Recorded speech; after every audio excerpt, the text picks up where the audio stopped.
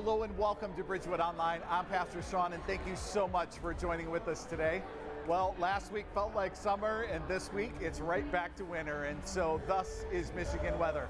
This week, Pastor Nathan and Melissa Halavin, our family life pastors here at Bridgewood Church, are coming back to finish up with part 4 of Divine Design, and so stay tuned for that. Let me just encourage you, hop on bridgewoodchurch.com/info to find out what's going on here at Bridgewood. There is a ton of information there. There's growth classes, there's life groups. There is a lot for you and your family to take part in. And so I just want to encourage you to hop on and do that. Well, as you can hear and see, things have kicked off here at our Clarkston campus. And so here comes Pastor Nathan and Melissa Halavin.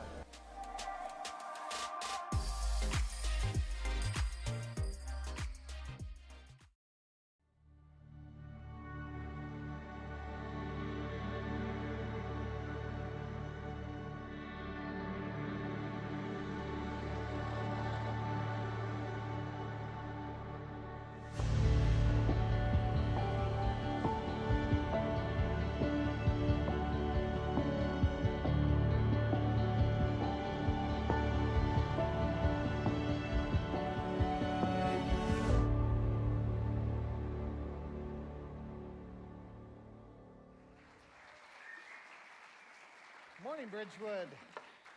It is a pleasure to be back here to wrap up this sermon series on divine design, where we're taking a look at relationships and specifically marriage. And we are one church that meets in 3 locations. We are simulcasting, or that's not the right word, streaming to the other campus that we have in Goodrich. And so help me welcome not only those who are online, but Goodrich as well.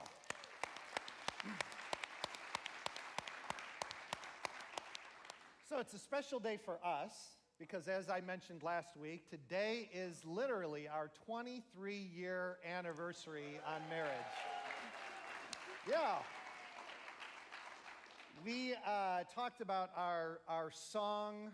We talked about Montel Jordan last week. That wasn't actually our wedding song that we danced to because we dated for 6 years prior to getting married.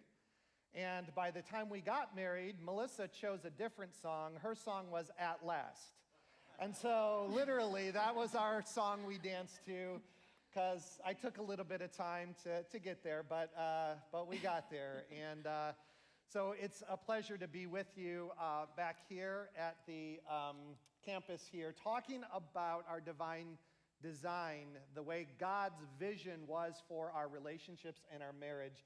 Last week, we talked about these big foxes and little foxes. We talked about how the big foxes eat the big grapes, the little foxes come in and kill the vine. And what we need to understand is that sometimes it's the little things in our marriage that we have to be most concerned about, that cause the most damage. And we talked last week about what we value, we will protect.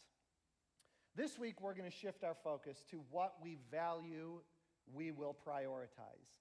And it's important that we prioritize our marriage relationship in our lives. I have this little pathetic-looking cactus that I brought along. This wasn't always a pathetic-looking cactus. At one time, this was just 3 months back, it was a really great-looking cactus. And I actually received this cactus when it was just like a little seedling from my mother-in-law, and I didn't know anything about growing cactuses, but I bought special cactus soil to plant it in. I didn't know there was such a thing, but there is. And I bought cactus food for this cactus. Didn't know there was that thing either. And I watered it once a week. It didn't need a lot of water, but it did need a lot of sunlight, so I made sure it was in the right place, in the right window of the house. And this thing grew. It grew into a pretty decent cactus. In fact, if I shake it, I think one of the things are going to fall off here in a second. But 3 months ago, this all changed. And it all changed because Christmas came along, and the Christmas decorations rolled out, and it couldn't stay where it normally stays. So I moved it. I moved it to our bedroom, and I put it in the window, a very cold window, in the very coldest winter that we've had in a really long time. And then what happened was the Christmas season got me busy. it got me distracted. And I stopped watering it. And I didn't water it for like 2.5 months.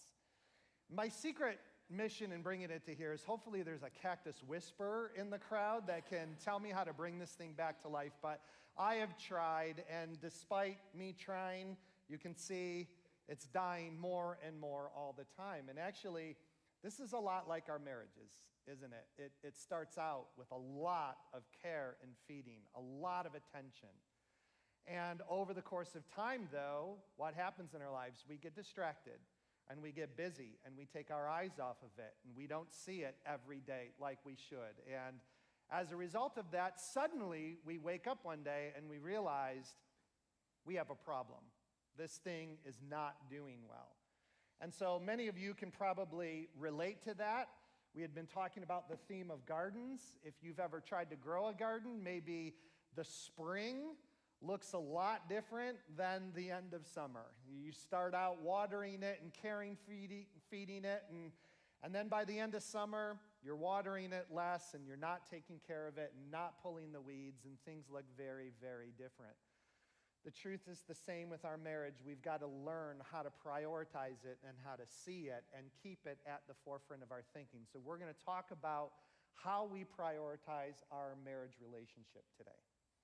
And so what we value, we prioritize. And last week, we gave some examples of what those little foxes look like in our marriage and how they can creep in and over time ultimately destroy what we have. And this week, we're going to look further into one example I gave last week about the calendar.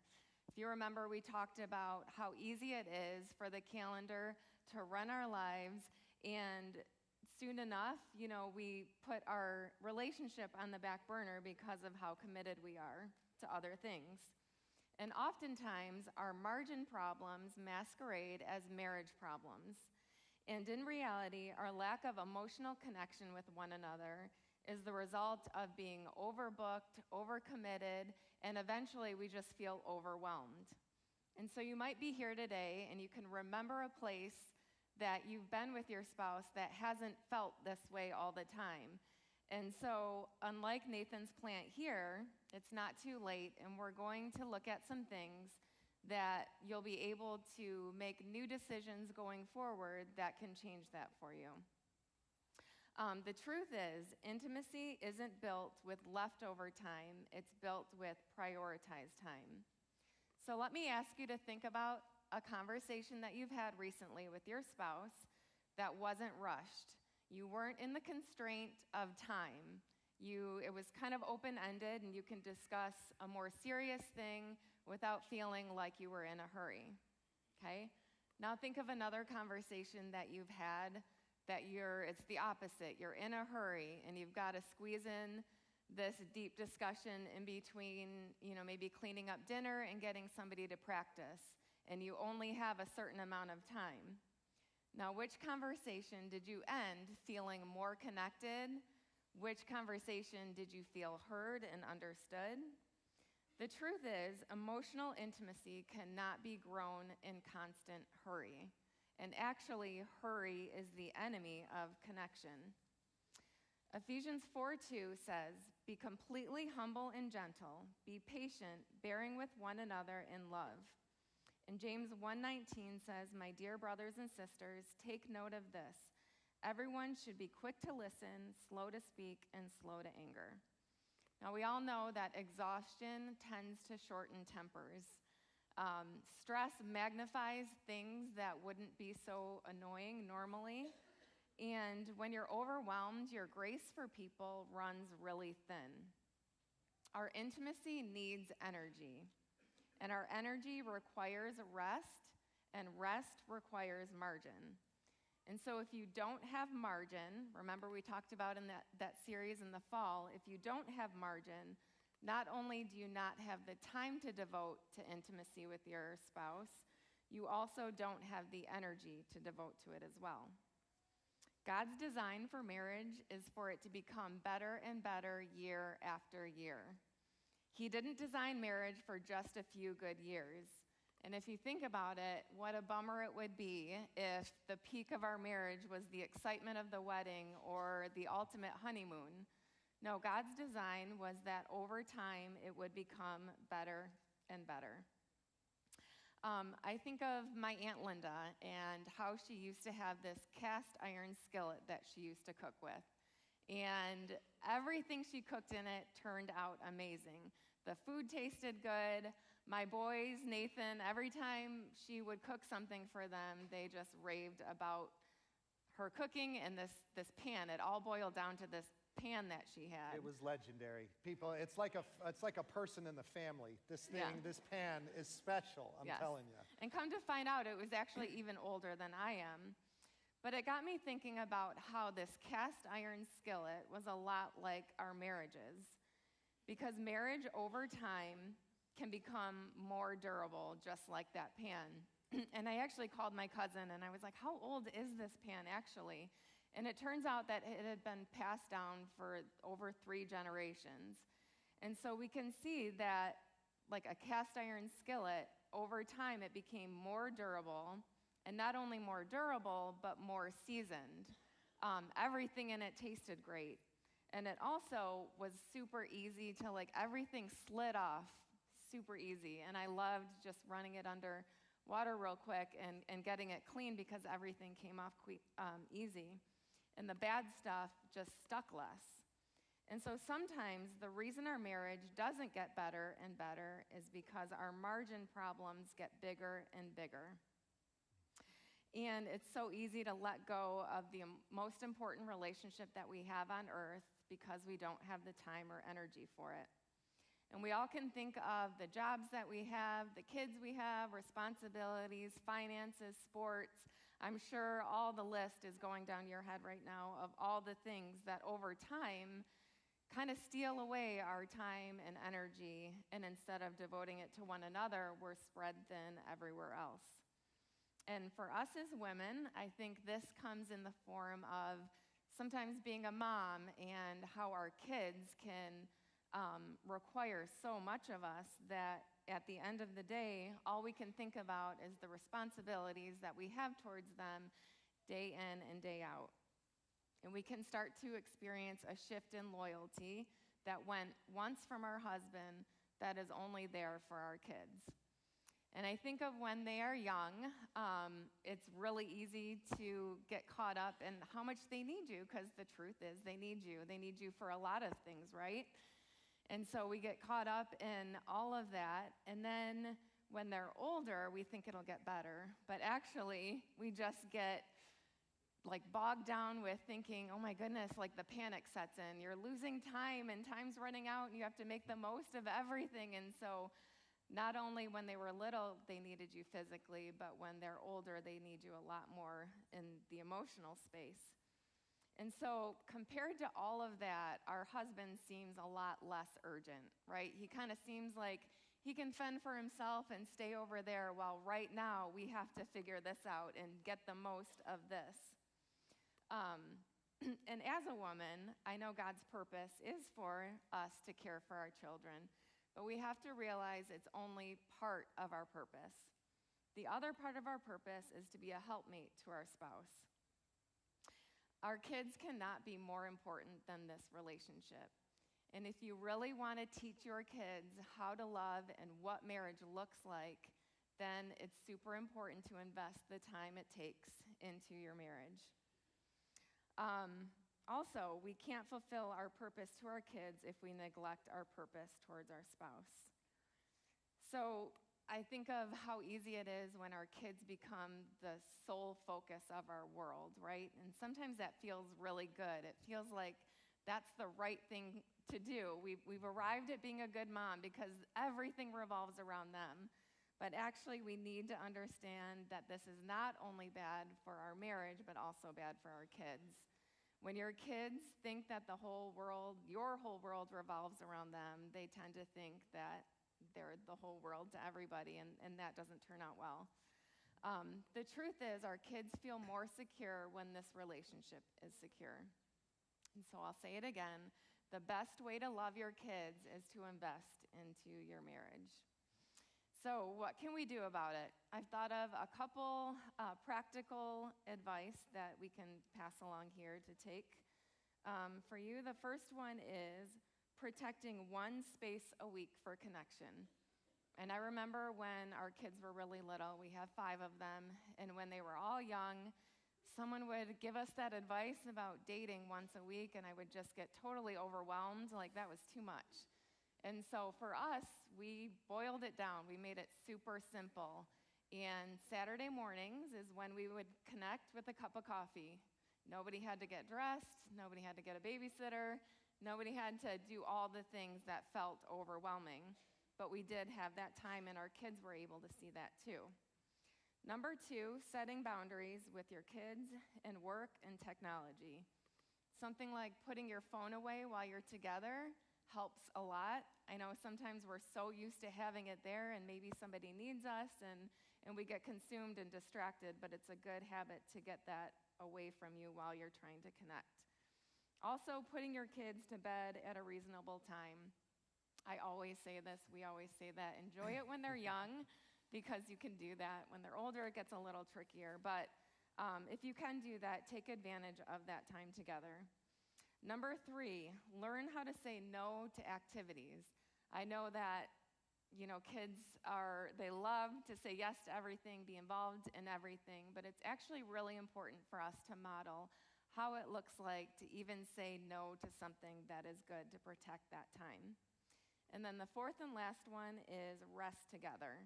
Exhaustion is not a badge of honor. This is not something you should wear around proudly, but you need to find ways to have margin together and have time for rest together. Also, saving space for things that aren't so serious and having time to laugh and enjoy each other is important. Yeah, so a lot of what Melissa was describing there was emotional intimacy and connection. And that's certainly an important part of our relationships. That speaks to our sharing our feelings, even our hopes, our dreams, our fears. All of those things are important ways to be able to connect. And then there's another type of intimacy that was described as well, and that's spiritual intimacy, and that's pursuing God together and discussing sermons afterwards, or praying together, or worshiping together. But there's another type of intimacy that we want to cover this morning as well, and that is sexual intimacy. And yes, it is still Sunday morning here, and yes, we are going to go there and talk about that topic. So you can understand why Melissa wanted the first half of the sermon, and I got the second half of the sermon now, all right? Second half of the sermon is brought to you by VidAngel, okay? No, it's not going to be quite that bad, right? But we are going to cover this topic, and we're going to deep dive into it because it is an important topic for all of our lives. In fact, I remember back in the fall when we had our One Marriage Conference, we had asked on Friday night couples to write down questions that they had around marriage. And so like 22 questions were submitted that night. We went home that night and took a look at those questions. And we were shocked and surprised to see that 14 out of the 22 questions that were submitted were about sex. So it's a big topic. It's an important topic to our lives. And the truth is that when we talk about these different types of intimacies, they're interrelated and interconnected with each other. A lack of emotional connection can result in a lack of sexual intimacy. And a lack of spiritual intimacy can result in a lack of emotional intimacy. So these things are interrelated, and they feed off of each other many, many times. So let's talk about sex. We're going to cover kind of 2 dynamics of this. The first is this, is that the Bible is pro-sex, but in the right season. So we have to understand that the Bible presents the topic of sex as being God-designed and God-ordained. And so our sexuality is not something that we need to be ashamed of. It's not evil. It's not wrong. It's not bad. But the Bible gives wisdom around our sexuality so that we can understand it really, really well, and we can activate it in the right seasons of our life. And the right season is in marriage covenant commitment. So we go to Song of Solomon 2:7, where it addresses this issue. And it says this: Daughters of Jerusalem, do not arouse or awaken love until it so desires. Now, there's two things that are addressed in this very short verse. The first one is not arousing or awakening it. The actual Hebrew word that's used there is don't stir it up. And then the second component that they're talking about here is until the desirable time. So it's interesting, this translation says until it so desires. Now, I want to talk about some of the translation issues involved in this. Some of your translations might say until he so desires. Some of the other translations say until she so desires. But understand, they're talking about the same thing here, and they're talking about until love so desires, not the guy or the girl in the relationship. They're personifying love as part of the poetry here. So they're saying not that, they're not making the case that until both parties agree and then it's okay to arouse love. It's saying until love itself desires, until it's the right time for this. And so here's what we need to understand, that there is a right time to desire it, and there is a right time to stir it up. And so each person should desire sexual intimacy at the right time. And also, they should not do certain actions that stir it up prior to that desirable right time. That's the argument that's being made there. And so, single men and women, it's important that you not do anything to stir up that desire before the time of commitment and covenant commitment. And the truth is, male and female sexuality is vastly different from each other. But they are both very powerful forces in our life. And we need to understand the power that they have in our life. But here, it's talking specifically about the women. It's saying, daughters of Jerusalem, don't arouse or awaken love. So why the women? Why is it addressing specifically the women here? And I think if we step back and think about this a little bit, I think we could all probably guess why and understand why. And that is, when it comes to male sexuality, it's pretty easy to stir it up.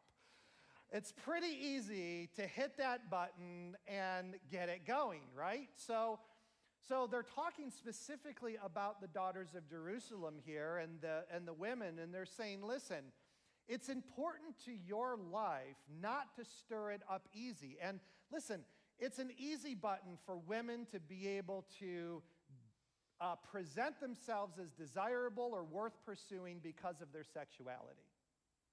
But the truth is that being wanted for your sexuality and your attractiveness is a very cheap substitute for being wanted and pursued for your character. And so we have to understand this principle. In Psalm 42:7, it says, deep calls unto deep. If you want to marry the right person and you want to be pursued by the right person, it's important to be deep and a person of character yourself first. Because we tend to attract the depth that we are. And so it's important first to understand that our character and our integrity calls out and speaks to the character and the integrity of those who are pursuing us. And it is far better to be pursued not for our sexuality, but for our character and our integrity. It might even feel good for a woman to be pursued for sexuality because it feels good to be wanted and desired sometimes. But we have to make sure that character is the thing we're being pursued for. And so we have to understand that also sex without covenant is complicated. The truth is, once sex happens, it elicits feelings. And those feelings oftentimes obscure the nature of the relationship where there is not covenant. And so, things become complicated. You don't see your relationship for what it is. And so even relationships where you're evaluating, is this the person I want to be married to? Those things can be clouded and become unclear problems in your relationship that you should be paying attention to, because sexual intimacy is clouding our judgment and our perception of it. So we have to understand that inside of covenant relationship is what sex was created for. And God created sex specifically designed for connection. That is the purpose of sex ultimately. So let's talk about married sex for a second. So in Paul, 1 Corinthians 7:5, it says, "Do not deprive one another." And he's talking about sexual relationships inside the marriage covenant here. And he says, listen, if you're not having sex, you're depriving each other from something. Now, obviously, the only way that you can deprive something of something if it's a benefit to you in the first place. And so Paul is making the argument here by implication that sex is a benefit to the marriage, that it's an important part of marriage, and it should not be neglected in any way. So let's dig into this a little bit deeper and look at the whole section here in 1 Corinthians 7. And we're going to cover verses 3 through 5 and expand this out a little bit and understand what's going on here. So this is what he says. The husband should fulfill his marital duty to his wife, and likewise the wife to her husband. So the first thing we see Paul mention here is that this is an issue of mutuality. It's not one side or the other side. It's both sides together have a duty to fulfill when it comes to sexual intimacy. And going on, it says this, the wife does not have authority over her own body, but yields it to her husband. In the same way, the husband does not have authority over his body, but yields it to his wife. Do not deprive each other except perhaps by mutual consent for a time, so that you may devote yourself to prayer. But then, come together again, so that Satan will not tempt you because of your lack of self-control. Now, there's a bit of explanation culturally about what's going on here with the Corinthian church. So the Corinthian church was a wild environment, okay? They had a lot of problems in the Corinthian church, and there were two sides that were warring with each other over this topic. On the one side were a group of teachers who were saying that it is wrong for a Christian to ever have sex inside of marriage or outside of marriage, that married couples needed to abstain completely from sexual relationships. And then you had a completely opposite side of people in the church of Corinth who were saying, no, the more sex, the better, and they were advocating for even immoral sex. So the city of Corinth was known for temple sex, where that was part of the pagan religion that they were a part of. And they were saying to Christians, it's okay to continue to participate in this. So they were encouraging the use of prostitution. And in that one case, in chapter 5, there's a reference to an incestual relationship that's happening in the church that is being said and told to people it's perfectly okay and acceptable. Now, you think the American church can sometimes be a mess, like that's what the Corinthian church was dealing with. And Paul's addressing two specific issues here in this section of Scripture. The one thing he's addressing is this, is that sexual immorality is harmful and destructive to marriages. So we talk about, obviously, it's hurtful and damaging, but even things like in the modern advent of pornography and the use of pornography can be extremely deadly and horrific impact to marriage itself. You know, I think and I warn people as men particularly might succumb or give into the temptation of pornography, of taking the things that they see in pornography and bringing it into the bedroom. And then your wife feels like a transaction or like an object, and it turns her off, and she doesn't want to have sex then because you're bringing something into the marriage bed that's defiling the purpose and the intent of it. And so sexual immorality is damaging, but he also makes another argument here. He said the lack of sex is also equally damaging to a marriage relationship. And so we need to understand that it's desirable for sex to happen in the context of marriage, but there's lots of pain associated with this. There's lots of reasons potentially for the low desire that sometimes couples experience.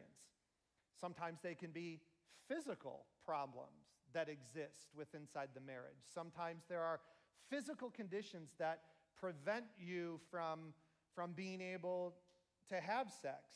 Sometimes it's emotional in nature. Sometimes there are anxiety disorders or depression issues that one of the couple is experiencing that cause a low desire on their part. Sometimes it's relational in nature. Sometimes the relationship itself is not close enough, and there's a breakdown in the relationship itself that's resulting in a low desire for connecting sexually. We actually even see this in the Song of Solomon, where this woman who's a new bride is becoming sexually intimate with her husband, and yet she's bringing all these fears and anxieties into that portion of their relationship. In Song of Solomon 1, 5 through 6, this is what she says. She says, dark I am, but lovely. Daughters of Jerusalem, dark like the tents of Kedar, and the tents and the curtains of Solomon. Do not stare at me because I am dark, because I am darkened by the sun. My mother's sons were angry with me and made me take care of the vineyards. My own vineyards I had to neglect. You say, what is going on there? Understand this, that back in ancient times, the division of labor was such as that wealthy people worked indoors and poor people worked outdoors. And so being an outdoor worker meant that you were exposed to the sun. So it followed that the darker your skin was, the more tan you were, the poorer you might be.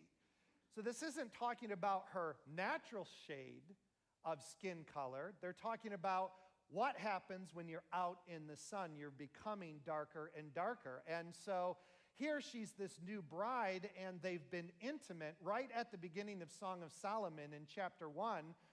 But here's her perspective. She's saying, don't look at my skin because it's dark. Don't be ashamed of me like I'm ashamed of myself because I've been poor and neglectful of myself. When she says her mother's sons were angry with me and made me take care of the vineyards, my own vineyard I had to neglect, what she's saying is I had to neglect myself for years and years because I was working hard and doing all this work, and now I'm ashamed when I'm naked and exposed in front of you to be vulnerable because of all of these insecurities and all of this trauma that I brought from my past into this relationship. And that's not meant to be an example to us of what's ideal. The point of this is that it's tragic that she is in this intimate relationship yet bringing all these insecurities towards it. So we even see this develop in the Song of Solomon as they give light to the fact that all of this emotional pain, our past experiences, and all of that can be brought in to the marriage bed scenario. But the truth is that there are real dangers for ignoring this issue. First of all, it sometimes results in feelings of rejection, where if one person's desire is really low, the other person feels rejected personally by them. It can cause emotional distance to form between a couple that is really serious and really problematic. And so the truth is that intimacy is a broad issue, and sexual intimacy is too, and it's really not about frequency, it's about unity, and it's about love, and it's about service. So spare yourself the pain of ever Googling how many times a week is normal, okay? spare yourself that. Or also do yourself another favor. Spare yourself comparing one season of life to another season of life. The truth is, your sexual intimacy is going to be different before you have kids than it is when you're raising kids or after you've raised kids. And there are seasons of our life that it's not worth comparing one season to the other one because of the danger of thinking something's broken or wrong with my marriage when it's just a normal, natural season of our life. But it's important that we pay attention to this and understand the unity and love and service that can come about as a result of this intimacy. So, let's talk about God's pathway to renewal, because we want to not just address the fact that it can be a painful experience for some couples to deal with, but also help you to overcome this, help you to be able to work through this. So the first thing in God's path to renewal is open communication. Listen, it all starts with having honest, open conversation about it. If there's a low desire on behalf of one or the other, talk about it. Understand the reasons for it. And be open and honest with each other in doing that. But the other thing in response to the open communication is number 2, empathy and understanding on your part. There has to be a degree of understanding why and the nature of what the problem is. And that could be emotional issues that need to be repaired and healed before sexual intimacy can be repaired and healed. Or it could be pursuing a specific path of medication or medical things. The third thing is that patience and grace. As you walk through the process of restoring sexual intimacy, it might take time. And it might require a lot of grace on your part. Trying to hurry up and get over it type of a mentality is only going to serve to kind of double down on the injury and the offense. And so it's important to be able to practice patience with one another and grace through the process. And then 4, it just sometimes boils down to practical steps. What's the practical care that you need to take? What's the plan to go address it? I always say this, and I think everything needs a plan. Right? We don't rise to the level of our dreams, we fall to the level of our plans. So we can hope and talk and all of that is great, but what's your plan, right?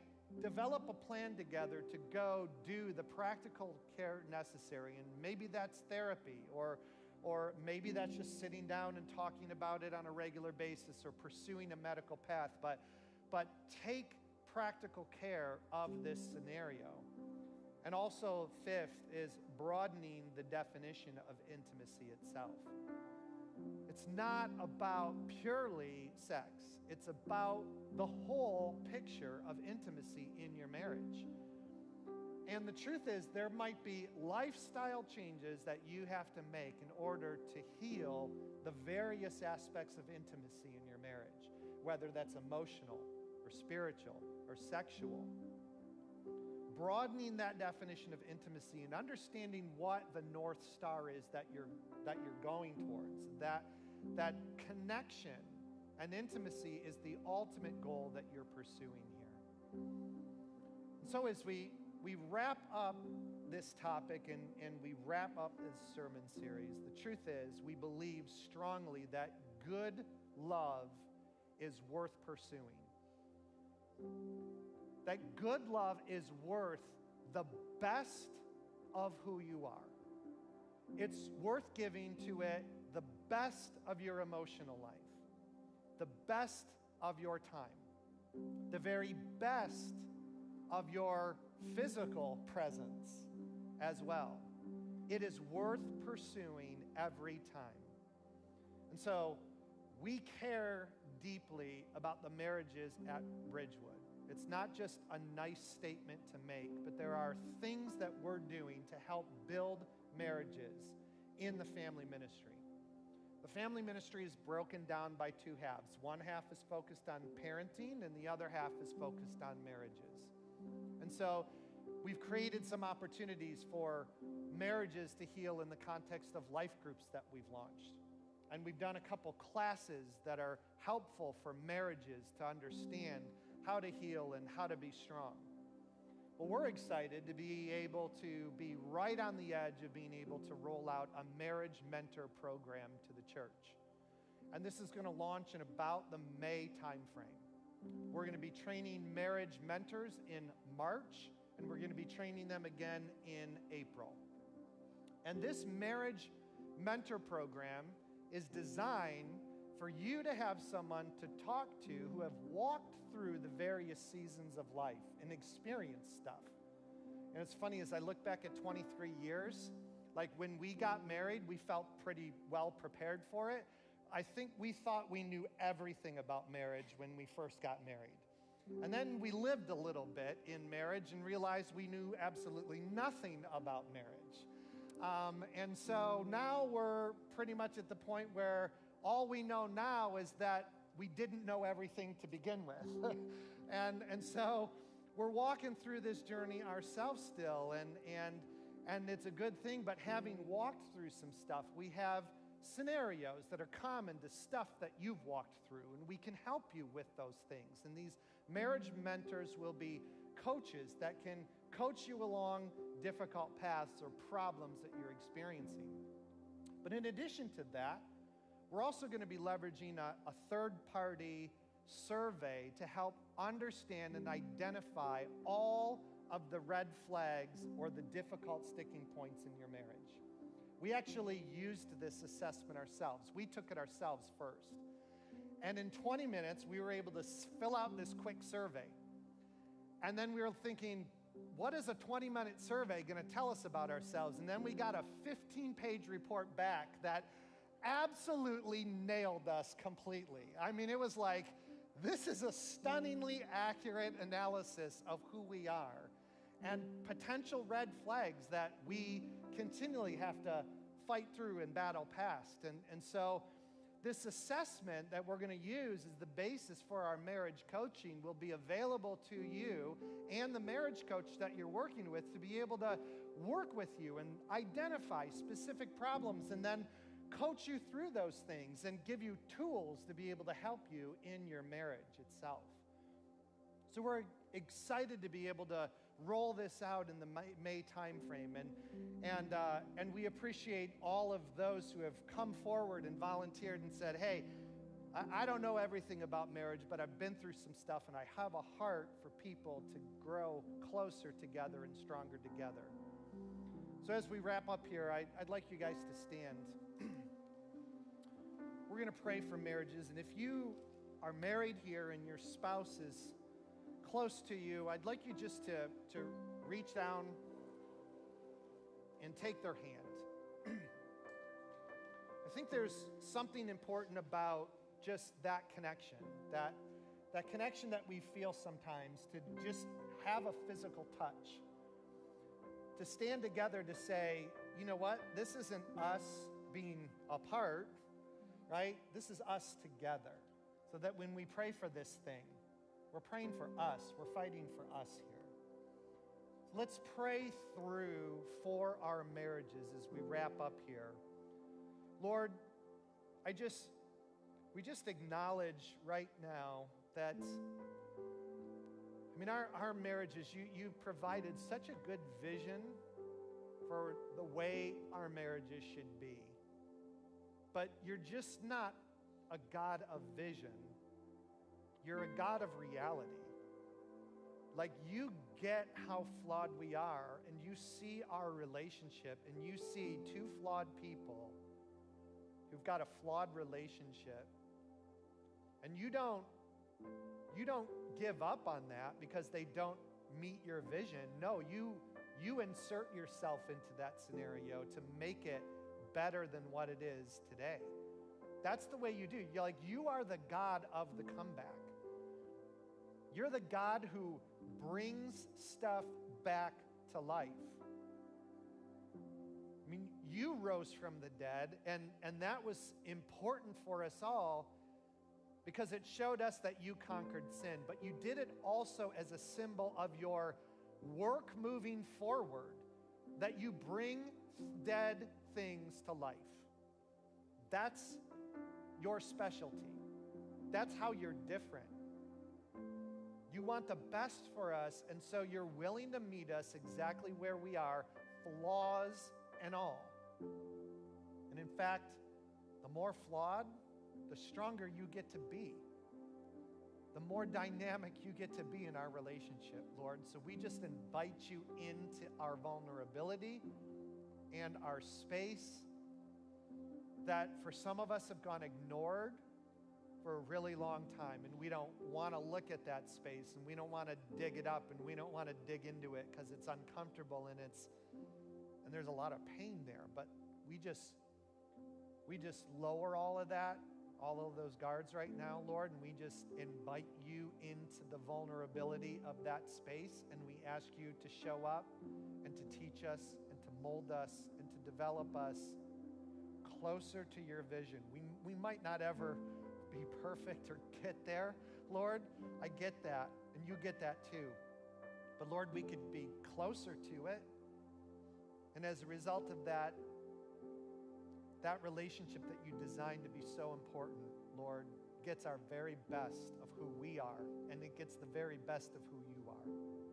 That's important to us. That's what we pray, Lord, for every marriage at Bridgewood, is that they would give the very best of themselves, and that you would give the very best of yourself to that scenario. And we thank you so much, Lord, like my dead and dying cactus, Lord, don't let that be the final say. That even if we've neglected our marriages, Lord, bring it back to life. In your name I pray, amen. Amen. Thanks, Bridgewood. Thanks.